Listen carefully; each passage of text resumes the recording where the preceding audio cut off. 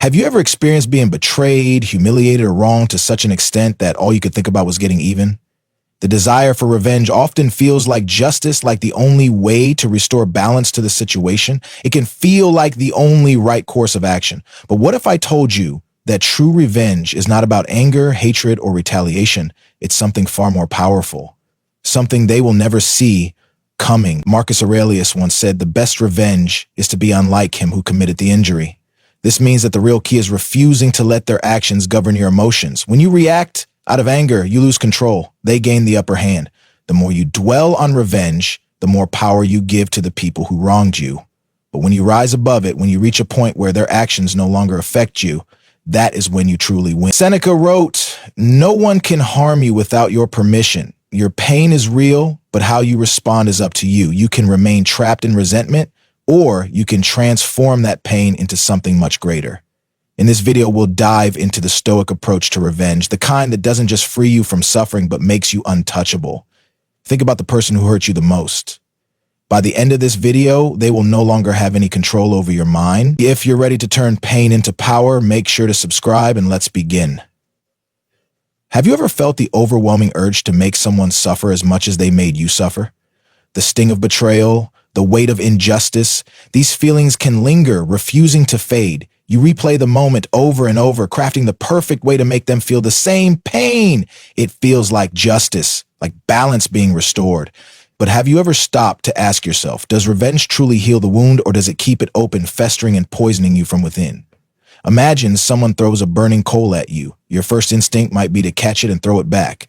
But as soon as your fingers close around it, the fire burns your skin. You are the first to suffer. This is the nature of revenge. The second you let anger dictate your actions, you have already lost. You are no longer in control. You are reacting, not acting. You allow someone else's actions to define you. The Stoics saw this as weakness, not strength. True power lies not in punishing those who wronged you. It's about proving that they never had control over you in the first place. Seneca said, "No one can harm you without your permission." At first, this may sound unrealistic. Of course, people can harm us. They can betray, deceive, or humiliate. But Seneca's wisdom lies in understanding that the real damage isn't in the action itself, but in how much we allow it to affect us. The moment you let another person's actions control your emotions, you have surrendered your peace of mind to them. And here's the cruel irony of revenge. It doesn't free you from this control. It strengthens it. The more you plot, the more you dwell on the wrongdoings, the more power you give to those who hurt you. Instead of moving on, you remain trapped in a cycle of anger and obsession. It's human nature to want revenge. Our minds are wired for it. In ancient times, retaliation was essential for survival. If someone stole from you, attacked your family, or threatened your tribe, revenge was necessary. It was a form of justice that maintained order, ensured consequences, and deterred future harm. Even today, our instincts tell us that making someone else suffer will somehow restore balance. But this instinct, though deeply ingrained, is outdated. In a world where physical retaliation is no longer the norm, revenge has evolved into more subtle forms. Silent grudges, passive-aggressive behavior, the slow poison of resentment. But these modern forms of revenge do not bring the closure we seek. They only prolong our suffering. Consider the story of Caracalla, a Roman emperor consumed by vengeance. After murdering his brother out of jealousy, he became obsessed with eliminating anyone who might oppose him. He executed senators, persecuted philosophers, and waged costly wars, all driven by paranoia and resentment. But did his revenge bring him peace? No, it made him reckless, isolated, and ultimately vulnerable. His obsession destroyed not only his enemies, but also himself. One of his own guards, tired of his cruelty, assassinated him. Caracalla's legacy isn't one of strength, but of self-destruction. Now contrast this with Marcus Aurelius. As emperor, he faced betrayal from his closest allies, including Avidius Cassius, his most trusted general, who declared himself ruler of Rome.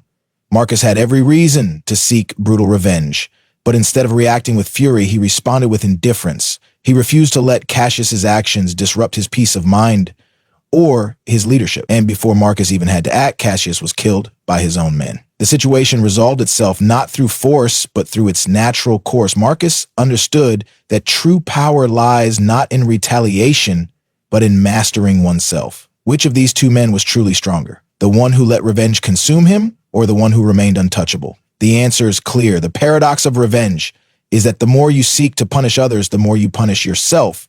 The more energy you spend thinking about your enemies, the more power you give them over your mind. You think you're hurting them, but in reality, you're keeping them alive inside you. And here's the greatest tragedy. Even if you succeed in your revenge, what then? Does it erase the past? Does it bring true peace? Studies have shown that acts of retaliation don't bring lasting happiness. Instead, they often leave people feeling emptier than before. The satisfaction is fleeting, but the resentment lingers, like drinking poison and expecting the other person to die. Revenge only deepens the wound. Seneca also said, "The best remedy for anger is delay." In other words, when you pause, instead of reacting, you reclaim your power. When you refuse to let someone's betrayal shape your emotions, you win. The greatest revenge is not in making them suffer, it's in proving that they never had control over you in the first place. Think back to a time when you were wronged. Did your anger help you, or did it keep you stuck? Did revenge make you feel free, or did it tie you even closer to the past? The Stoics understood that true power lies in detachment.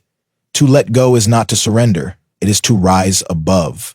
It's to break the chains that keep you tied to someone who no longer deserves your attention. The longer you hold on to the idea of revenge, the longer you allow the person who hurt you to control your emotions. The moment you decide to move on, not out of weakness, but out of strength, is the moment you take your power back. Revenge is a cycle, a trap, a prison of your own making. The only way to win is not to play. True power is not in making them suffer. It is in living so well, so fully, so freely, that their existence no longer affects you. The world remembers Marcus Aurelius as one of the greatest leaders in history, a man who ruled with wisdom and discipline. Few remember Avidius Cassius, the man who tried to betray him. This is the lesson of Stoicism. The best revenge is not in proving them wrong, it is in proving that they never mattered. So, ask yourself, are you still holding on to the burning coal, or is it time to let it go? If revenge, as most people imagine it, is a trap, then what's the alternative? How do you reclaim your power without being consumed by the need to strike back? The answer lies not in destruction, but in transformation. The greatest revenge is not in hurting those who wronged you, it is in making them irrelevant. It is in becoming so strong, so untouchable that their actions no longer have any effect on your life. Marcus Aurelius said, "You have power over your mind, not outside events. Realize this and you will find strength." This is the foundation of true revenge. Absolute control over yourself. When someone betrays you, insults you, or tries to bring you down, what they want most is a reaction. They want to see you angry, broken, and desperate to prove a point. The moment you lose control, they win. But when you refuse to engage, when you remain calm in the face of their chaos, you take back your power. Imagine two warriors facing each other. One is fueled by rage, swinging wildly, desperate to land a hit. The other is calm, focused, waiting for the right moment. Who is truly stronger? The one who lets their emotions control them, or the one who controls their emotions? This is how you must approach those who seek to hurt you. If you react with anger, you're playing their game. But if you remain steady, you rise above it. Mastering your emotions isn't about suppressing them. It's about training yourself to respond, not react. The Stoics practiced this through self-discipline. They understood that emotions are like storms, intense but temporary. When anger rises, instead of reacting immediately, pause, take a breath. Ask yourself, is this worth my peace? More often than not, the answer is no. With time, what once seemed unbearable will shrink into insignificance. The person who wronged you will fade into irrelevance, not because they changed, but because you grew beyond them. But true revenge doesn't stop at self-control. It's not enough to simply remain indifferent. You must rise above. The best way to defeat those who tried to bring you down is to become so great that they can no longer reach you. History remembers those who turned adversity into strength. Nelson Mandela was imprisoned for 27 years, treated with cruelty and injustice. He had every reason to seek revenge, but instead, he chose a different path. He walked out of prison not as a man seeking retribution, but as a leader who would unite a divided nation. He became a global symbol of wisdom and peace, while those who oppressed him faded into obscurity. His success was his revenge. The same lesson can be seen in the story of Steve Jobs. After being betrayed and fired from his own company, he could have spent years bitterly plotting against those who wronged him. But instead of focusing on revenge, he focused on his craft. He built new companies, refined his vision, and when he returned to Apple, he turned it into one of the most successful companies in history. The people who once pushed him out became irrelevant, not because he destroyed them, but because he outgrew them. This is the kind of revenge that truly lasts. Not fleeting satisfaction, but undeniable greatness. Instead of wasting your energy proving a point, use that energy to build something unstoppable. Instead of looking back, look forward. Let them watch as you rise beyond their wildest expectations, but there's one final step. The toughest yet most empowering. Let go. Not for their sake, but for your own. The individuals who cause harm often face the repercussions of their actions. You can call it karma or natural justice, but people who live with malice tend to destroy themselves in the end. Your role is not to make that happen. It's to focus fully on your own life. Epictetus once said, "Don't explain your philosophy, embody it." In other words, don't waste time trying to prove your worth to those who doubted you. Instead, become so strong, so content that their opinions lose all significance. A person who betrayed you in love, forget them. Build a life so amazing that their absence feels irrelevant. A boss who undervalued you, let them go. Rise to such heights that they one day regret ever doubting you. Revenge isn't about words or actions. It's about living a life that speaks for itself. It's easy to let resentment take root. It's easy to dwell on what was lost, to replay the past, to wish things had turned out differently, but none of that helps you. Holding on to revenge is like holding a burning coal, hoping it will hurt someone else. In the end, you are the one who gets burned. The true power move isn't about punishing them. It's about making them irrelevant. It's about living with such purpose that they become nothing more than a forgotten lesson. The next time you're wronged, ask yourself, what serves me best? Wasting energy on the past or investing everything into my future? The answer is clear. Let go, rise above, and let your success be the only response they ever receive. Letting go of resentment and revenge is easier said than done. Even when you understand that revenge is a trap that keeps you bound to those who wrong you, there's still part of you that resists. Your mind clings to anger because it feels like justice. It convinces you that by letting go, you're allowing them to win. But the truth is, holding on to resentment doesn't punish them. It punishes you.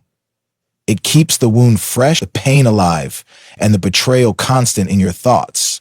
The only real way to move forward is by taking intentional action to free yourself from it. One of the most powerful ways to do this is by shifting your perspective.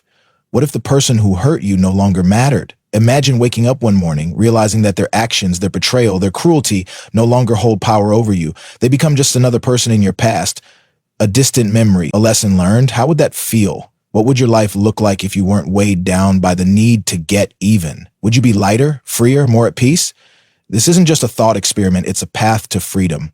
Seneca once said, "We suffer more in imagination than in reality." Most of our pain doesn't come from what happened, but from how much we keep reliving it in our minds. Every time we replay the betrayal, remind ourselves of the injustice, or reopening the wound. But what if we stopped? What if we treated those thoughts like passing clouds? Acknowledge them, but let them drift away. A practical way to release resentment is through a method called write, but never send. Take a piece of paper and write everything you want to say to the person who hurt you. Every ounce of anger, every frustration, every unspoken thought. Let it all out, raw and unfiltered. Then, when you're done, destroy the letter. Burn it, shred it, throw it away. This act is symbolic, a way of emptying the poison from your system without feeding the cycle of revenge. You're not seeking closure from them, you're creating closure for yourself. Another powerful practice is Stoic visualization. Picture your life 5 years from now. Imagine yourself thriving, successful, deeply happy. Now ask yourself, will this grudge still matter? Will this person's actions still have any hold on you? Chances are the answer is no. The things that seem unbearable now often become insignificant with time. By practicing this mental shift today, you accelerate the process of detachment. You start reclaiming your mind from the past and redirecting it toward a future of growth. And this is not just theory, it's a path that has transformed lives. Take, for example, the story of Sarah. She was deeply in love and engaged to be married when she discovered that her fiancé had been unfaithful. The betrayal shattered her. For months, she was consumed by thoughts of revenge, exposing him, ruining his reputation, making him feel the pain he caused her. But then she discovered Stoicism. Instead of seeking retaliation, she chose a different approach. She redirected her energy into herself, her career, her health, her passions. She built a life so fulfilling that the man who once dominated her thoughts became irrelevant. Years later, when he reached out to apologize, she felt nothing, no anger, no desire for revenge, just indifference. And that was the greatest victory of all. But what if you feel like you can't let go yet? What if the pain is still raw? The injustice still stings, and the thought of moving on feels impossible? This is where meditative detachment becomes essential. The Stoics practiced a form of mental distancing, reminding themselves that everything in life is temporary, including pain. If you feel overwhelmed by anger, close your eyes and take a deep breath. Ask yourself, will this still matter a year from now, 5 years from now, 10? Most of the time, the answer is no. When you recognize that emotions are temporary, you realize that they don't control you. You begin to step outside them rather than being controlled by them. Another method is reframing the story. Instead of seeing yourself as a victim of betrayal, reframe the situation as a lesson. Ask yourself, what did this experience teach me? Maybe it taught you to set better boundaries, to be more discerning in who you trust, or to rely more on yourself. When you see the experience as something that made you stronger, it no longer holds power over you. You transform the pain into wisdom. A great example of this is Daniel's story. He spent years building a business with his best friend, only to be betrayed when his friend secretly took control of their company, leaving Daniel with nothing. At first, Daniel was consumed with rage. He wanted revenge, destroy his former friend's reputation. But instead of wasting years on resentment, he took a different path. He took the lessons he learned and started over. Slowly, he built an even more successful business, one that thrived beyond anything he had before. Years later, his ex-business partner's company collapsed due to poor decisions. Without lifting a finger, Daniel had won, not by seeking revenge, but by excelling beyond the person who betrayed him. Then there's the final practice, the simplest yet most profound. Live well, invest in yourself so completely that those who wronged you become a distant memory. Build a life so full of purpose, so deeply fulfilling that their existence becomes irrelevant. This is the most powerful revenge of all, not bitterness, not hatred, but absolute indifference. When you reach this state, you will understand the true essence of Stoicism, that nothing outside of you has the power to harm you unless you allow it. The Stoics understood that true power is not in controlling others, but in controlling yourself. When you free yourself from the chains of resentment, you reclaim your peace. You no longer waste energy on the past. You invest everything into your future. You rise above not because they deserve forgiveness, but because you deserve freedom. Ask yourself, if the person who hurt you no longer mattered, what would your life look like, and what is stopping you from making that life a reality right now? The answer is within you. Let go, move forward, and let your success be the only response they ever receive. The final Stoic lesson on revenge. Revenge is not about making them suffer. It's about making yourself untouchable. The moment you stop chasing retaliation, you set yourself free.